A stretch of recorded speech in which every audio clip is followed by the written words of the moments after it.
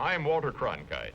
This is the story of Mustafa Kemal Ataturk, the strong man who in a little more than a decade led Turkey out of the Middle Ages and into the 20th century. The story, The Incredible Turk, as the Prudential Insurance Company of America presents the 20th century.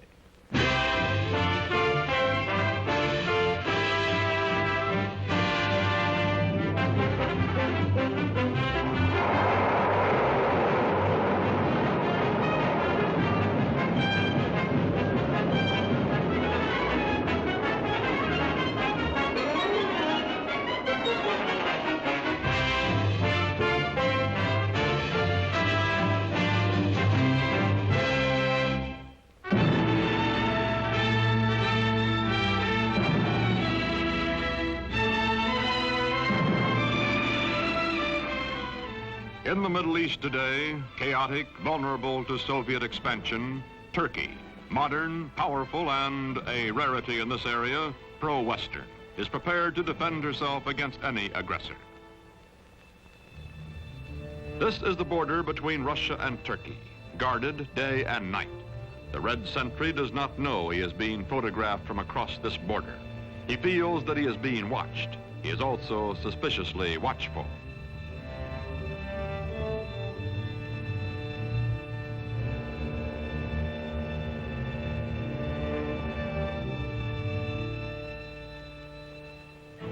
Today, Turkish cavalry defends the broken, desolate terrain at the edge of Asia Minor. These cavalry squadrons are part of the strongest fighting force in the Middle East, the Army of Turkey, a democratic-minded member of NATO, military partner of the United States.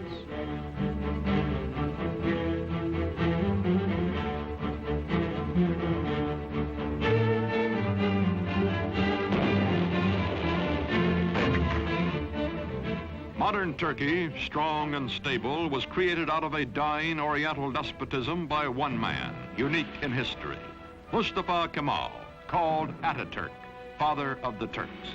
In a moment, this story, The Incredible Turk.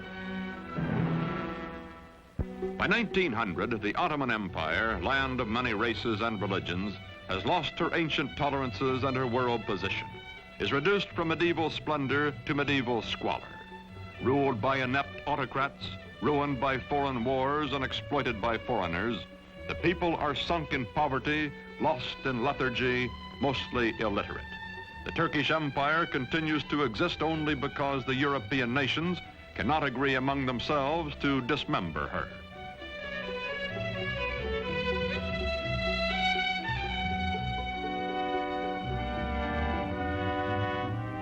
Before World War I, Germany has plans to embrace Turkey as an ally, then to subjugate her as a satellite.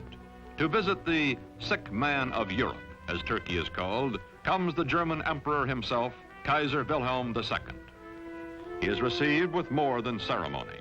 His glowing promises, such as the Berlin to Baghdad Railroad, are believed by the Sultan and his government, and even by the nationalist-minded Young Turks.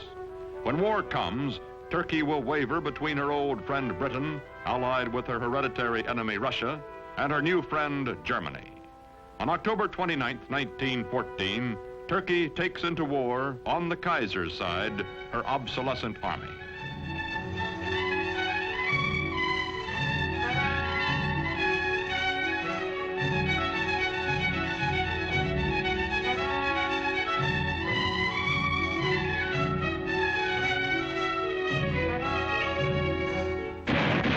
February 1915, the British plan to force the Dardanelles past Gallipoli, take Constantinople, and free Russian shipping in one naval campaign. Mustafa Kemal is an unknown officer commanding a feeble Turkish division at Gallipoli. His brilliant strategy and ferocious personal leadership changed the course of the battle, the campaign, and the war. After 10 months, the British signal defeat and steam away, leaving on the historic shore of the Hellespont a new hero in Turkey. One victory, one great military commander are not enough. The defeat of the Central Powers by the Allies brings the end of the old Ottoman Empire. It is carved away, leaving only Turkey proper, a much smaller and more homogeneous land which, with leadership, may become a nation. November 1918. The ships of the victors crowd the harbor at Constantinople after World War I. From the palace of a weak and corrupt sultan, there comes no opposition. Turks bowing to Mecca accept their fate.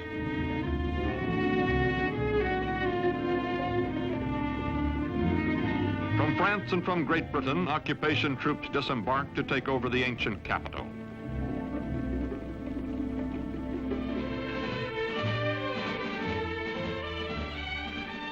Sure that the Allied armies in Constantinople will do nothing to prevent it, Greece is preparing for an invasion of Turkey. On May 15, 1919, the Greeks land their troops.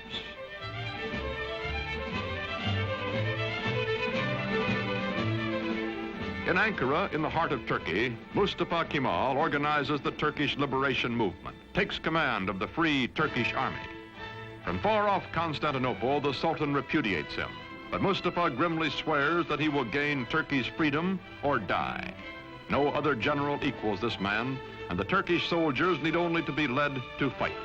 They are traditionally warriors.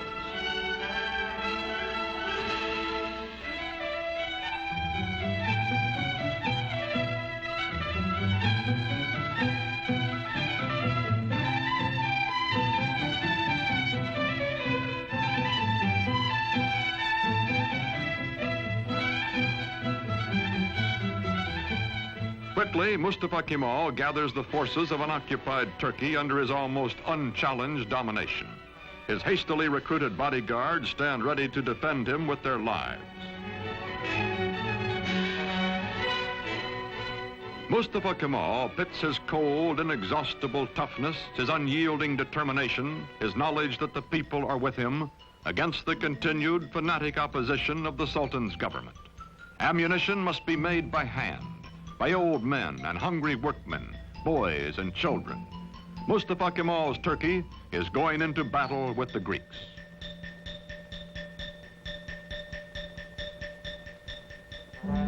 The war with the Greeks lasts 3 years, from 1919 to 1922. The Turkish people know it is a war of extermination, atrocious, no quarter given or asked. Heroically led, the Turks advance against the invaders. The women leave their endangered homes to carry shells to the army.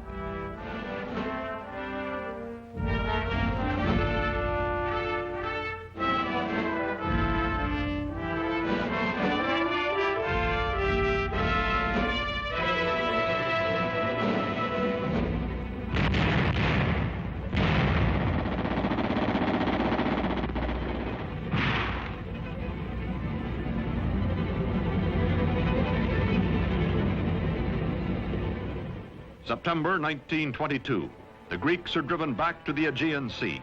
Offshore, Allied rescue ships stand by. Into the seaport of Smyrna, called Izmir by the Turks, pour thousands of Greeks, joined by sympathetic Christian minorities, fleeing before the armies of the man whom the British call the most terrible of all the terrible Turks. From the ships, bread comes to the docks for the desperate refugees. Bread so that they may live another day.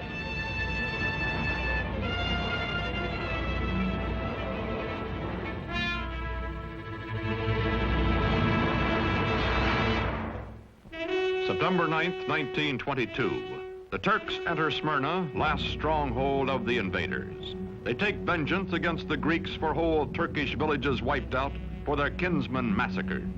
The burning of Smyrna, the final atrocity that both the Greeks and the Turks disavow, ends a war that has become an unendurable nightmare for both sides. Its polyglot population takes to the sea as the flames destroy the great Homeric city.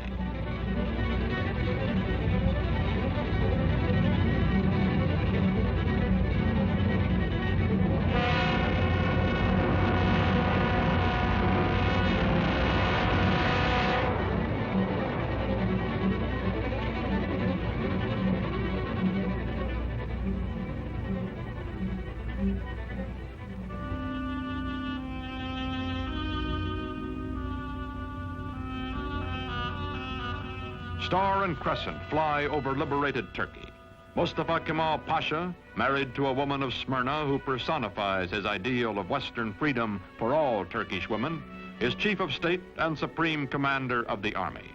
With the winning of the war, he removes his uniform, never to wear it again. He is now granted dictatorial powers by the elected National Assembly. In Constantinople, to be officially renamed Istanbul, the foreign occupation troops are evacuated. In the fall of 1922, Sultan Mohammed VI, whose family has reigned for 7 centuries, fears for his life and goes into exile as crowds cheer his going. Mustafa Kemal's victorious army enters Istanbul.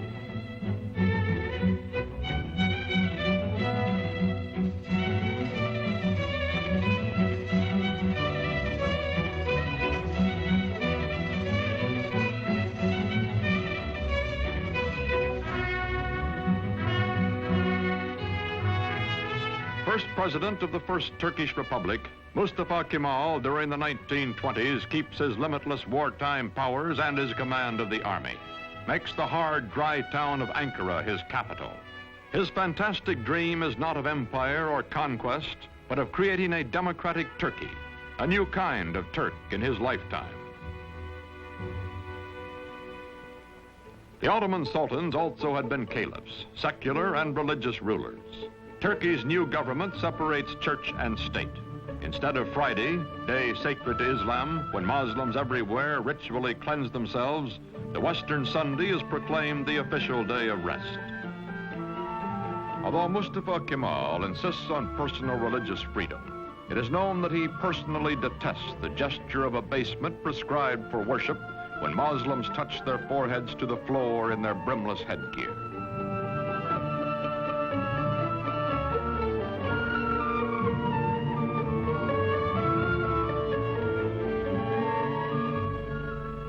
To Kemal, this headgear, the fez, symbolizes Turkey's Oriental fatalism and ignorance. He will abolish it.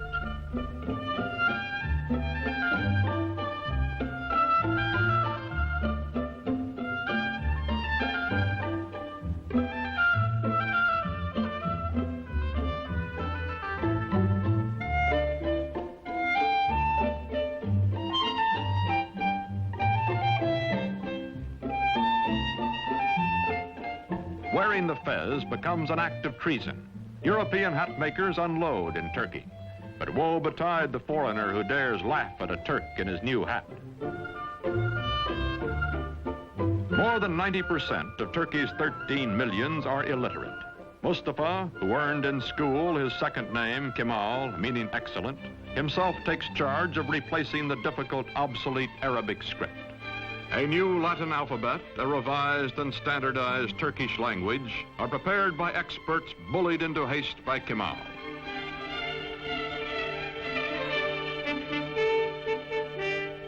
To make a modern nation capable of government by the people, all Turkey must be sent to school.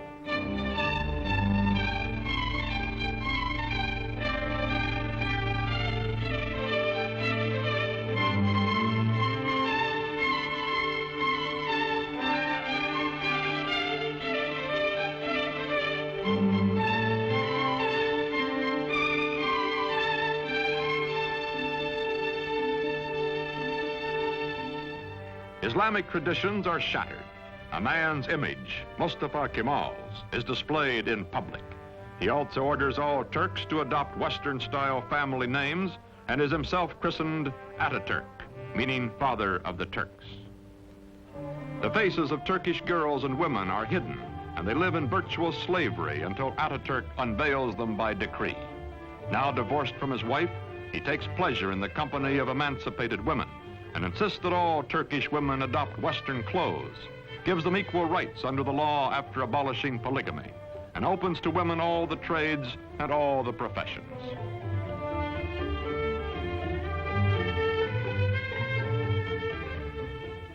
Atatürk, who has eaten the black bread of poverty and lived in the front lines of war, acquires the trappings of power.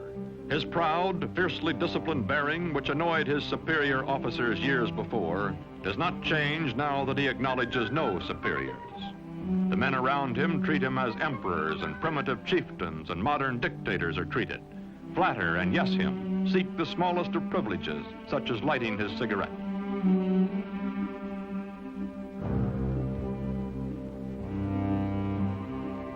Man in a hurry, he has no time for opposition or for modifying his programs.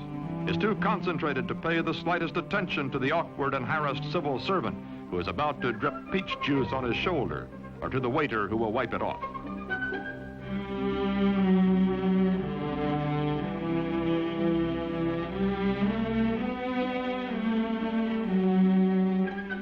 Although gossip is rife of his spare time affairs with women, of private drunken orgies by which Ataturk relieves long periods of relentless labor, this monarch in mufti never loses his public dignity, even at play. He is adored, also respected, also hated and feared and ruthless in dealing with those who oppose him. Now he goes into the countryside, to remote villages, to archaic farms, to rouse the lethargic and primitive peasants. His credo, Turk, be proud, work, be confident.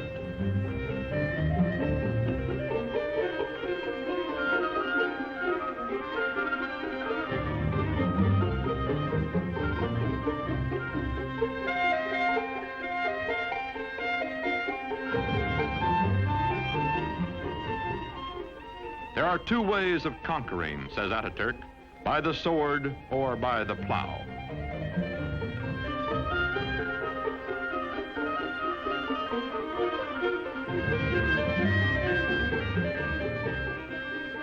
To show his phlegmatic peasants what he wants, he buys land, demonstrates the advantages of tractors. Ataturk, son of a civil servant, military careerist, now all-powerful dictator, becomes a model Sunday farmer.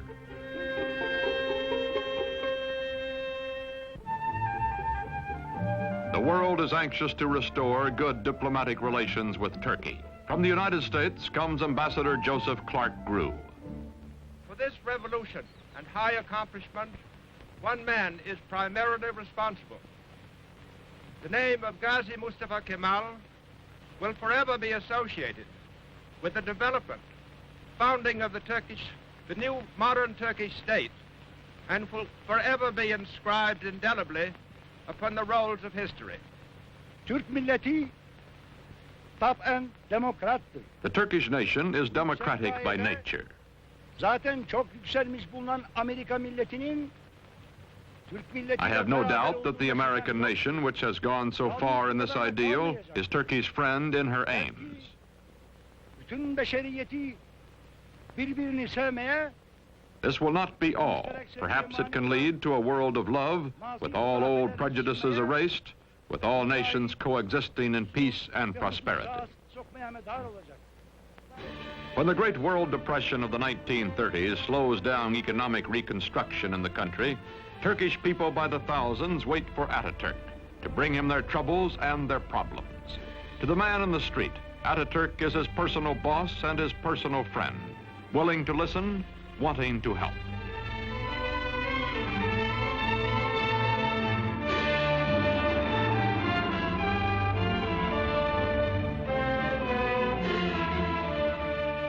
All over the country, Ataturk preaches the ways of the West, scolds and harries workmen to carry out his forcible plan for industrializing the Turkish Republic.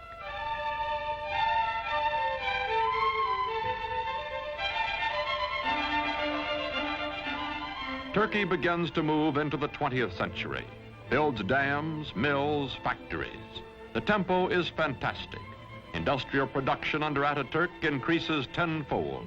Still, there are growing pains, a poorly designed and poorly run heavy industry operating at a loss, profitable light industry deliberately run at an excessive profit to cover the deficit. Turkey's textile mills being a notable example.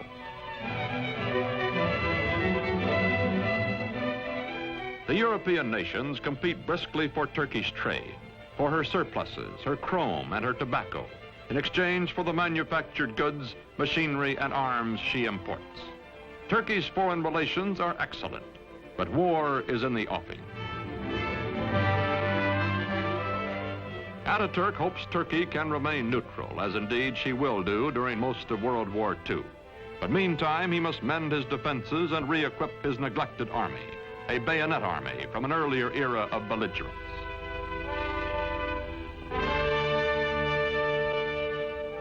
Turkey's dictator has said, Hitler will lead a dynamic nation to destruction by whipping its passions, and Mussolini will play Caesar. Time is proving him right. Aging now, Ataturk gives his personal fortune to the nation, lives quietly, spends time teaching the youngest of his 6 adopted daughters the alphabet he made all Turkey learn.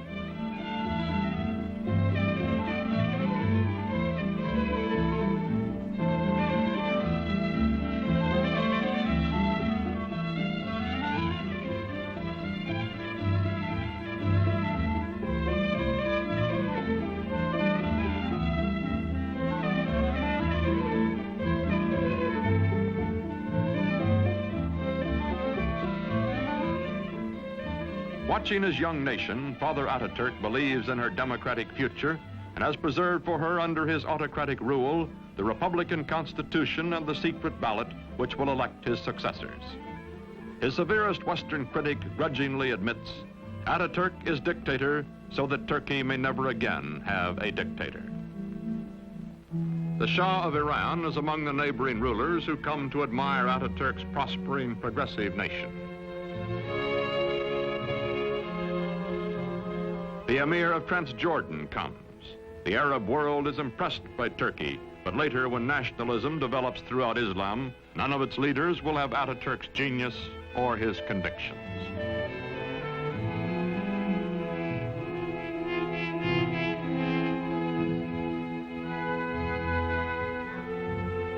An ailing Atatürk spends much time aboard the yacht presented to him for his health by the Turkish people.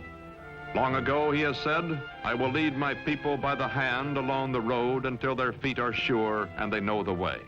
Then my work will be done.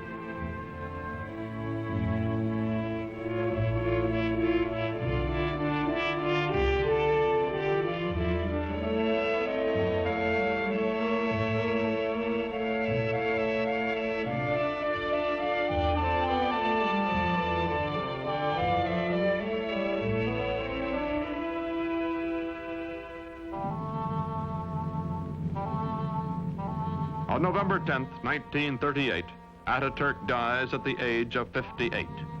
13 years of his life he spent in active warfare fighting for Turkey. For 15 years, until his death, he was our first president and absolute ruler. His last command is that his successor be one who will follow his course. İsmet İnönü is that man.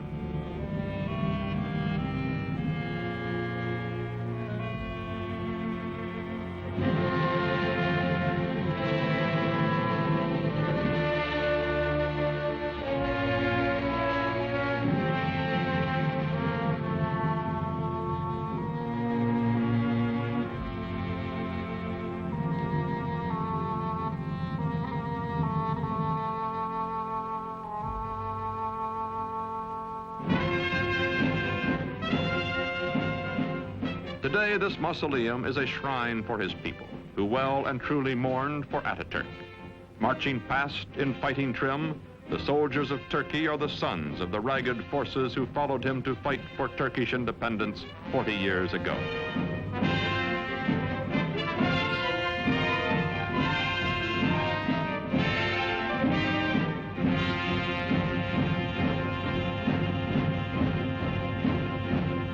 Modern Turkey is a vigorous ally of the West. She welcomes not only foreign products, but the foreign bases and men on her soil to help defend her way of life and her NATO alliance. Not all of her problems have been solved, however. Her economy is heavily bolstered by, some say virtually dependent on, Western aid. Her democracy is still far from perfect, and historians still argue about Ataturk, the man who in less than 2 decades made Turkey over. His methods, his tyrannies, his personal habits. Yet none denies the staggering achievements of the incredible Turk.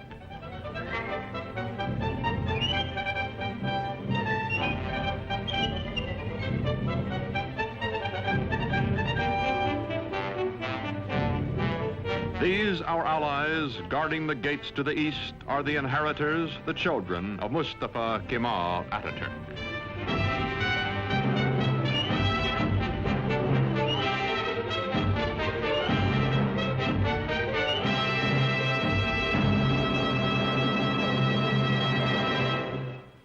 story of next week's episode in a moment.